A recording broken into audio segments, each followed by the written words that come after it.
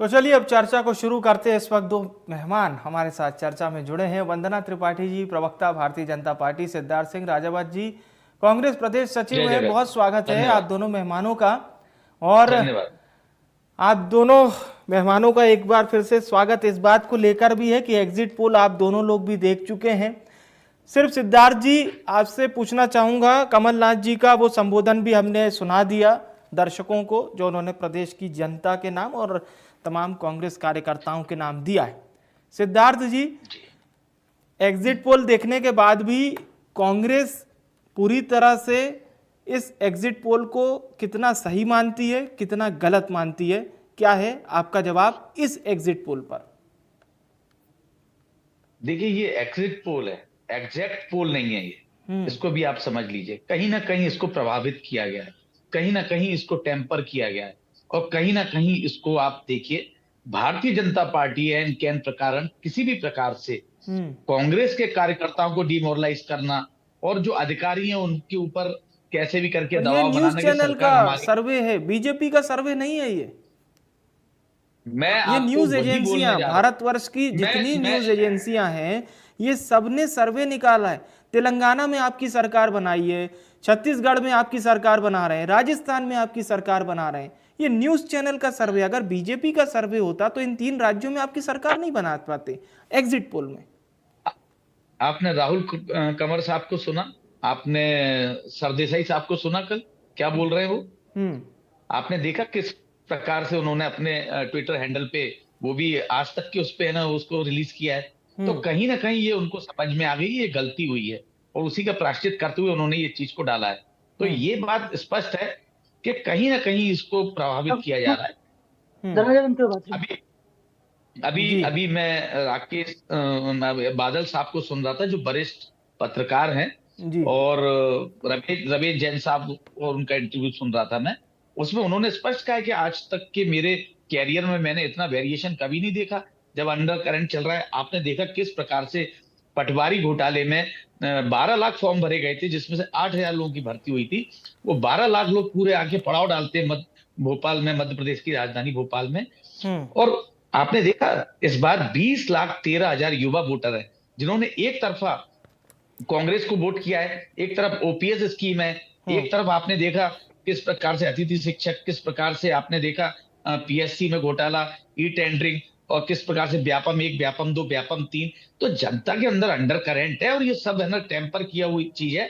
और कांग्रेस पार्टी, आप देखिएगा, जी। 3 तारीख को 12 बजे तक आपको स्थिति स्पष्ट हो जाएगी। मैं आपके चैनल पे पुनः आऊंगा और बैठूंगा। यही भारतीय जनता पार्टी और इनका ठीक। केंद्रीय नेतृत्व जिस कुर्सी पे बैठे होंगे 4-4 फुट ऊपर, अगर ये छलांग नहीं लगाएं, तो मैं चैलेंज कर रहा हूं इस बात। चलिए वंदना जी से एक सवाल कर लेते हैं। वंदना जी, एग्जिट पोल आ चुके हैं, एग्जैक्ट पोल का इंतजार है, यानी कि नतीजों का इंतजार है। मुख्यमंत्री शिवराज सिंह चौहान कह रहे हैं कि जो कांटे की टक्कर थी, सारे कांटे लाडली बहनाओं ने निकाल लिए। जी नमस्कार। और ये जो कह रहे हैं कि 4 फीट ऊपर कुर्सियों से कौन उछलेगा, तो एग्जिट पोल देखकर ही कांग्रेस पार्टी उछली जा रही है। कांग्रेस पार्टी के नेता हम्म। उछले जा रहे हैं, क्योंकि जहां जहां भारतीय जनता पार्टी की सरकार है, वहां सब गलत हो जाता है। वहां न्यूज एजेंसियां गलत हो जाती हैं, वहां हम्म। ईडी गलत, सीबीआई गलत, हम्म। जांच एजेंसियां गलत, सब कुछ गलत। वहां के कलेक्टर कमिश्नर भी भ्रष्ट। लेकिन जहां जहां इनकी सरकार है, जैसे कि राजस्थान, हम्म। वहां पे सब सही है। तो कांग्रेस पार्टी की जमानत जब्त होगी कई क्षेत्रों में, और इस बार कांग्रेस पार्टी की ऐसी हार होगी कि हम्म। कांग्रेस पार्टी के बहुत सारे नेता तो 3 तारीख को ये संकल्प एक लेंगे एक कि ये बात उनका आखिरी जरूर चुनाव। पूछना चाहूंगा मैं।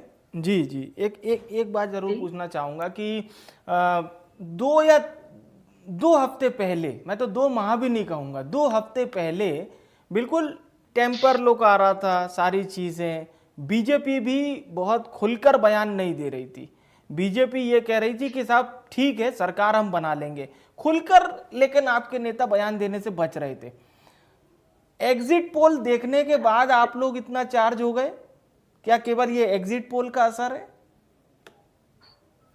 जी नहीं, ऐसा कभी भी नहीं रहा। आपने देखा है, जब से भारतीय जनता पार्टी चुनाव प्रचार में जुटी है, चाहे जन आशीर्वाद हाँ। यात्रा हो, या हाँ। उसके बाद भी आपने जब चुनाव प्रचार की जो सभाएं हुई हैं, तो आपने देखा कि किस तरह से हमारे प्रदेश से लेकर केंद्र तक के नेता मीडिया से साक्षात्कार करते रहे और हर बार सबने यही कहा है, अब की बार 150 पार। तो देखिए हमने तो पहले ही तय कर दिया था कि हमारी सरकार बन रही है, और हमने तो हमेशा इस बात को बड़े ही कॉन्फिडेंस के साथ, बहुत ही आत्मविश्वास के साथ कहा है कि भारतीय जनता पार्टी की ही सरकार बनेगी, क्योंकि हम जानते हैं कि हमने इस प्रदेश का विकास किया है। पिछले 18 सालों में इस प्रदेश को बीमारों से बेमिसाल राज्य बनाया है, इस प्रदेश के किसानों के चेहरे पे मुस्कान लाई है, बुजुर्गों को तीर्थ दर्शन कराए हैं, लाडली बहनों को स्वावलंबी बनाया है, लाडली लक्ष्मियों को लखपति बनाया है, अपने युवाओं को रोजगार दिलाए हैं, और अपने जो प्रदेश की बेसिक एमिनिटीज होती है, सड़क, पानी, बिजली, जिनकी कमी 2003 में थी, उन्हें दूर लेकिन वंदना जी, ये लाडली बहना योजना को छोड़ दें तो ये सारी योजनाएं 2018 से पहले भी चल रही थी, चाहे तीर्थ दर्शन हो, लाडली लक्ष्मी, सब योजना चल रही थी 2018 में। लेकिन आपकी पार्टी सत्ता में नहीं आई थी, 2018 में सीटें कम मिली थी। देखिए, आपने देखा था 2018 में हमारी पार्टी नहीं आई थी, लेकिन आपने देखा था तब भी सीटें हमारी कुछ ही परसेंटेज कम 5 सीटें कम थी कांग्रेस से। जी, वोट स्विंग, उसका रीजन था वोट स्विंग, क्योंकि हमारे जो फेवर वाले लोग हैं, बहुत सारे लोग बहुत सारे व्यक्ति चुनावों के लिए वोटिंग करने नहीं गए थे। इस बार इसीलिए हमने बूथ विजय संकल्प का जो सपना है वो लेकर हम चले, और हमने यही वजह है कि इस बार सबसे ज्यादा वोटिंग हुई है मध्य प्रदेश के इतिहास में। हमने वोटिंग पे बहुत मेहनत करी है। मैं आता हूं वंदना जी आपके पास, एक बार फिर से चर्चा में जुड़ेंगे जी।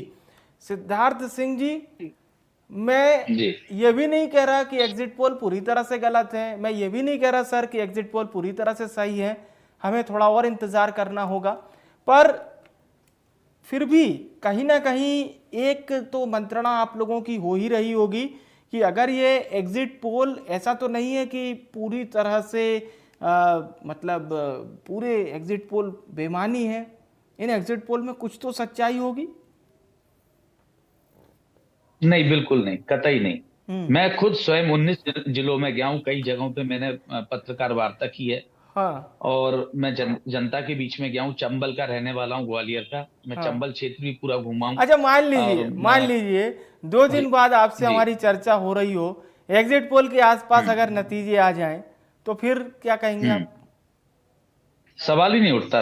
अगर होगी तो मैं उस बात को मैं स्वीकार करूंगा अगर होगी तो। पर मैं आपको बड़ा विश्वास दिलाना चाहता हूं सर, बोलिए कि ये अंडर करंट है। जो स्थिति 2003 में बनी थी भाजपा के लिए, वही स्थिति कांग्रेस के लिए 2023 में बनी है। 173 थी आपके 37 या 38 आपके विधायक आए थे, मात्र बड़े बड़े मंत्री चुनाव हार गए थे 2003 में।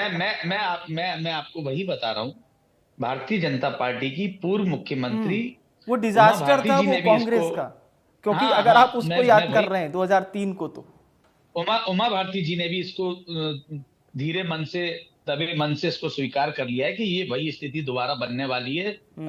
इंटरचेंज हो जाएगा, मतलब बीजेपी की जगह कांग्रेस, कांग्रेस की जगह बीजेपी जी। और अभी मेरी छोटी बहन जो बातें कर रही थी, मैं उस पर भी कुछ बोलना चाहूंगा। बोलिए। इन्होंने बड़ी फहरिस्त गिनाई।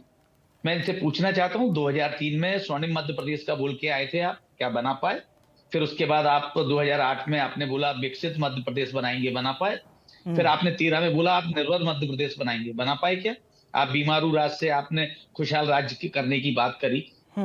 आप एक महिला हैं, और महिला होने के नाते आपको मालूम होना चाहिए, एनसीआरबी की रिपोर्ट में 1,35,000 महिलाएं लापता हैं मध्य प्रदेश से, और जिसमें 13,875 आदिवासी महिलाएं हैं, जिसमें से लगभग 7,000 से 7,500 नाबालिग बच्चियां हैं जो लापता हैं। इस पे भी थोड़ा संज्ञान लें। आपको ये भी मालूम होगा किस तरह से 305 करोड़ का जो महाकाल का जी ये बात कर रही है विकास, ये तो विकास के संग विनाश की बात भी करिए। जो विनाश हुआ कोरम डैम में, क्या हुआ? 300 करोड़ का कोरम डैम बनाया, 50 करोड़ रुपए तोड़ के पानी निकालने में लगा दिया।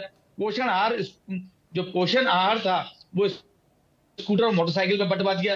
287 करोड़ की चिक्की आपने बंटवा दी लॉकडाउन में आपने शादियां करवा दी।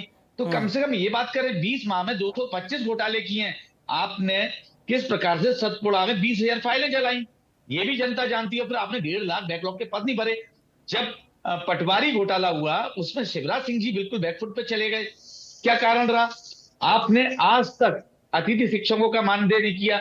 जब आखिरी में जब आपने देखा कट कॉपी पेस्ट करके जो कांग्रेस का मैनिफेस्टो था उसको आपने लागू कर दिया। जब हम महिलाओं के लिए कोई योजना लाए उसको आपने कट पेस्ट करके आपने उसको लगा दिया।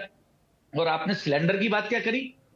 आपको 450 रुपए का सिलेंडर इस बार, मतलब सिर्फ इस बार ही मिलेगा, हर बार नहीं। हमने बोला था 500 रुपए का सिलेंडर हर बार मिलेगा।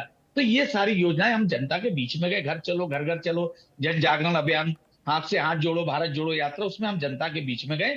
जनता को हमने बाकायदा समझाया है। और ये बात स्वयं भारतीय जनता पार्टी के कृषि मंत्री ने स्वीकार किया विधानसभा में कि 27 लाख किसानों का कर्जा माफ हुआ है। और इस बात को शिवराज सिंह जी ने इसकी पुष्टि करी इस बात की। तो भारतीय जनता पार्टी की कथनी और करनी में बहुत फर्क है। एक तरफ उनके मुख्यमंत्री और कृषि मंत्री इस बात को स्वीकार करते हैं और इनके प्रवक्ता और अन्य लोग उस बात को आके मंच से खड़े होकर झूठ बोलते हैं।